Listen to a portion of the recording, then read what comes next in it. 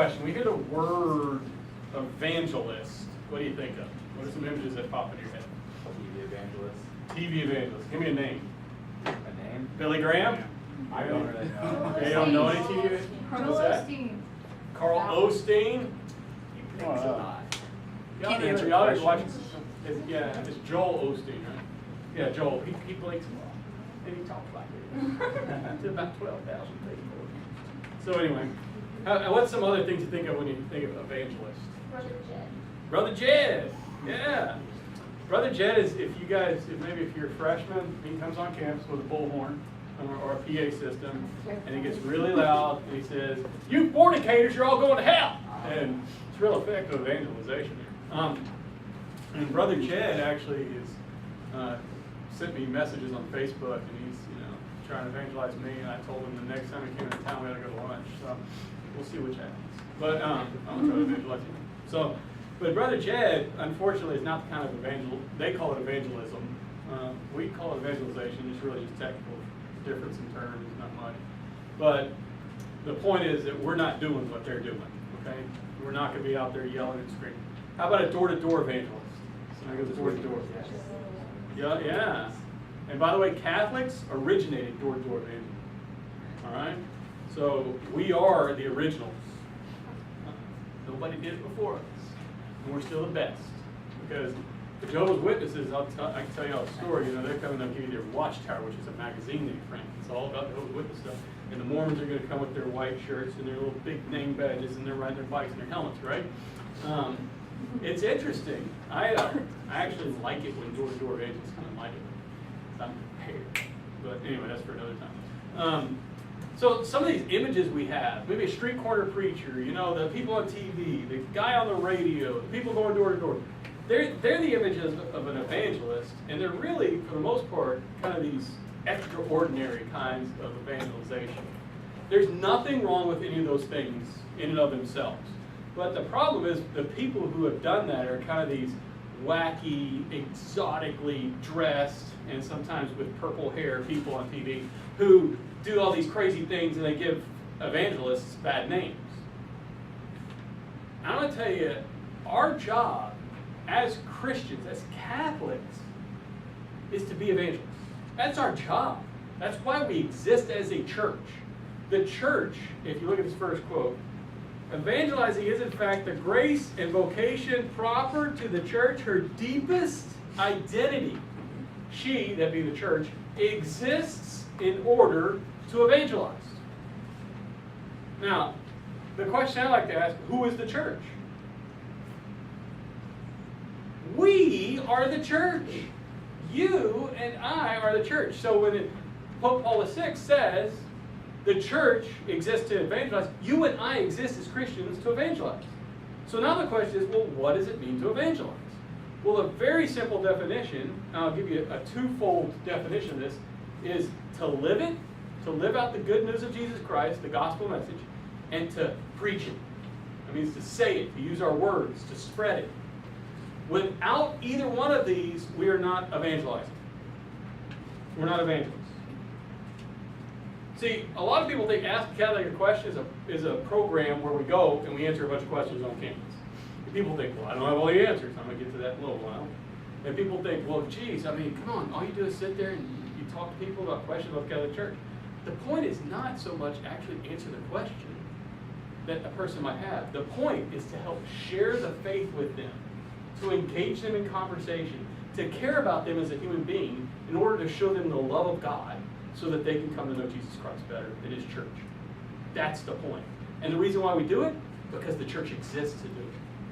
And the way that we do it, we live it and we preach it. You got to walk the walk and you got to talk the talk. So these two aspects. First is living it out, right? I call this the hard part. This is hard, right? Everybody in here says they're Catholic, right? Everybody in here says you're Catholic. Well, what does that mean? Well, if you're saying you're Catholic and you're sinning, then what kind of message does that send to the people around? Now, everybody in here is a sinner, right? Okay? If you're not a sinner, let me know, because I'm going to bow before you, because your name is either Jesus or Mary, because there's only been two sinless people on this earth. All right? And I'm going to either worship you as God, or I'm going to ask for your intercession right now. All right, that's so everybody in there is a sinner, but we all call ourselves Catholics. So what kind of witness does that give to the faith? It gives kind of this jumbled up witness, doesn't it? So as college students, especially in a culture that highlights things like going out and partying and having sex and all these other problems we know that are on college campuses right now, cheating and lying and all this other stuff, getting ahead just to get ahead, no matter who I step on, all these other things. What kind of witness is it if Catholics are doing that? Because we carry the name Catholic out wherever we go and whatever we say and whatever we do.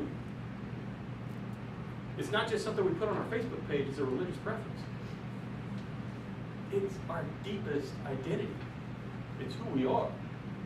So to live it is not very easy. It's the hard part. But it also is the most important part. Okay? Now, this doesn't mean that you and I have to, right now, at this place we are, be absolutely perfect in order to preach the gospel of Jesus Christ. That's not what I'm saying. Because if we waited for perfection to do this, then none of us would ever do it, right? But the point is, we have to try to live it. So anybody who puts on one of these shirts that says, ask a Catholic a question, and then goes out there on campus and proclaims that they're a Catholic like that, and that same person who came and asked you a question sees you drunk the next night, is going to have a serious issue with the Catholic Church. And understandably so. So we have to live it. Holiness is what we're all called to. Now, if you look at this quote down here from, and we're going to go right to Vatican II. This is the fourth quote down under the third heading. Everyone, whether belonging to the hierarchy or being cared for, is called to holiness. You and I, yeah, even old bald guys like me, and even young people like you, are all called to be holy. See, now, here's the issue. A lot of young people think, oh, come on, man. Holiness is just really boring saints. And I'm going to tell you right now, first of all, the saints are nothing boring about the saints. They're some of the most interesting people you ever meet, right? I mean, for goodness sake, St. Francis got naked. That's right, that's how we say it. He got naked. And he went running through the streets because he wanted to proclaim that he was going to live a radical lifestyle of holiness. And holiness is not having your face put on a holy card or having a halo like me. And a halo is natural, not supernatural, okay? So the point is, holiness is being the best you can be. Or as Matthew Kelly says it in his Australian accent, the best version of yourself. Okay, so that's what you want to do, is be the best you can be. And it brings out our uniqueness. It doesn't stamp it down. It's who you are called to be. That's what holiness is. It's fulfilling the call of God that He wants for all of us. It's living it out perfectly as much as we possibly can. Putting aside the sin and walking in the grace of God. And that's a day-to-day, moment-to-moment task. And it's difficult, but that's step number one. That's the hard part, right? It's living it. But then you got to talk the talk. You can't just walk the walk. Because if all you do is live it, you don't ever say anything to anybody, how are they ever going to know about Jesus Christ? You got to talk about it too. So this next one, it says, I call this the scary part, talking about it, because a lot of people are scared. Jesus did, right? 2 Corinthians 4:5, St. Paul says, for we do not preach ourselves, but Jesus Christ is Lord. So Jesus passed this down to the apostles, and St. Paul, the great evangelist, goes out and he starts telling people about it. Because Jesus changed his life. Now he wants to help others. Now I'm going to tell you, an atheist convicted me about this point. Excuse me, an atheist. And you guys might have seen this. There's a YouTube video out there. It's been around for several years now. If you've ever heard of Penn and Teller, Penn Jillette is... excuse me. He's an atheist, a radical atheist who hates the Catholic Church. But he's a very intelligent entertainer, magician, comedian. He has a show in Vegas with his partner, Teller. Well, Penn Jillette, after the show, he always does this post-show video. And one night after a show, he told this story, and I'm going to paraphrase the story a little bit. But he said, after the show tonight, there was this man who came up to me, and he was waiting very patiently behind everybody else. And I recognized him because he had come up on the stage in the earlier show. And we always were signing things.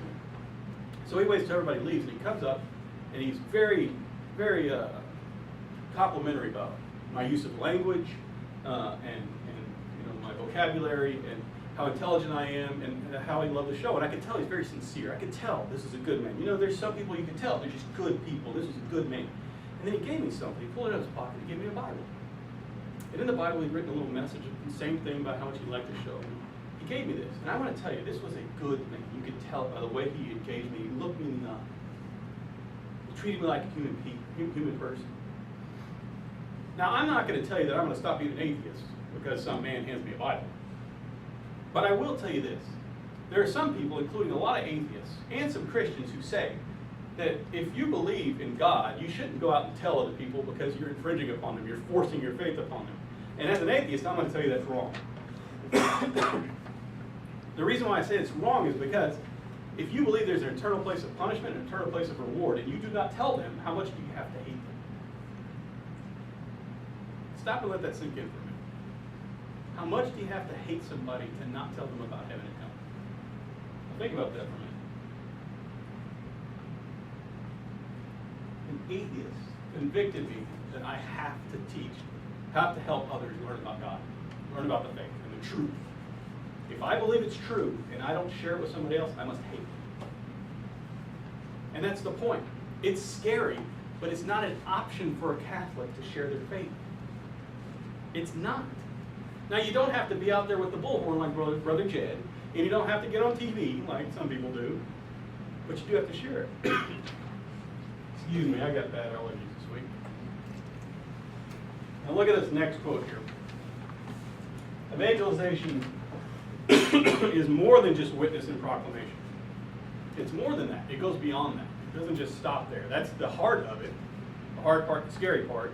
That's the heart of it, but it's not just that. In fact, every part of what the church does should be a part of evangelization. When we put on a social event at this church, it should be because we want to share the gospel with them ultimately. When we go out and serve the poor, it's not just because we're going to do good things to make us feel better. It's because we believe that the message of Jesus Christ impels us to do so. That we're also going to share our faith with them. Because any social worker who's an agnostic who will go out there and do the same thing. But the reason behind it and the way we do it and with the love we do it and the words that we share, those are things that change what we do into something great. So all the work of the church. Now, you can also have a negative definition. You know, you can define something by what it is, and you can also define something by what it's not. So these are some of the things evangelization is not. It's not about you or me. You see, sometimes we think, oh, well, look, I'm going to save this person. You hear that sometimes in our Protestant brothers and sisters, right? They say, oh, well, so-and-so got saved. You know, we saved 5 people this, last weekend, and they came up for the altar call.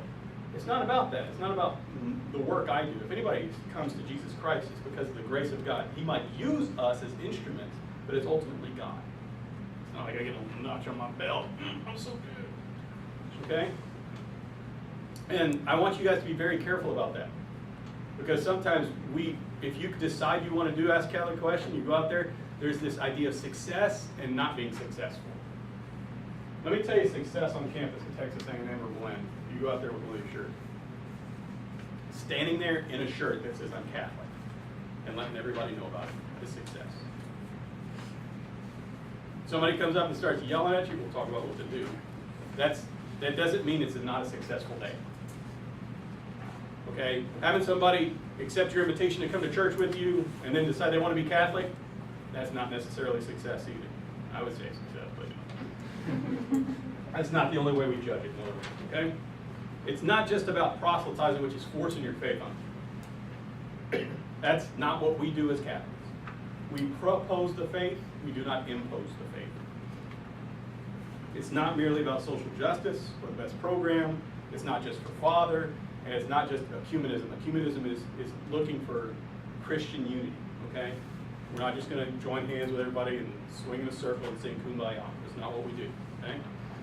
So, evangelization is about going out and helping other people come to know Jesus. So why do we do it? We do it because we want to seek the conversion of somebody. And conversion means we turn from sin and we turn towards God. So turning away from and a turning toward. We want to convert hearts. Ultimately, that's what we're out there for. We do that, and we do it because of the kingdom of God. We want the kingdom and the reign of Jesus Christ to live in the hearts of believers. In you and in me. We do it because of eternal life, because we want somebody to go to heaven like I just talked about a little while ago, right? We do it because we love God and He commands us to do so. Now stop and ask yourself this question. Am I sharing my faith for these reasons, the right reasons? this should be a guiding principle for why somebody would want to go out there and do this. Because I will tell you right now, there are some moments where you're going to be challenged. And that's okay, that's a good thing, you get to stretch yourself. But you will be challenged. Are you ready for that? Are you okay with that? Now, whom do you evangelize? Very, very simply, everybody. Who needs it? You need it. I need it. The Pope needs it. Father David needs it. All the sisters need it. All the people that go to church need it. The people who don't go to church need it. The Catholics need it. The non-Catholics need it. Your mom and your dad need it. Everybody needs it. Everybody. If you're walking on this planet, you need to be evangelized. Some people more than others, though, right? We don't have to bring the Pope to be Catholic. By definition, the Pope is Catholic. Right? Yeah, it's that rhetorical question. Well, is the Pope Catholic? I don't know, is he? Some people say he's not. You know, some people do say he's not, right? Some people say that, you and I are not because we follow the Pope and he's an antichrist. Don't get me started. Okay, so everybody does. And where do we evangelize? Well, let me tell you the hardest place to evangelize.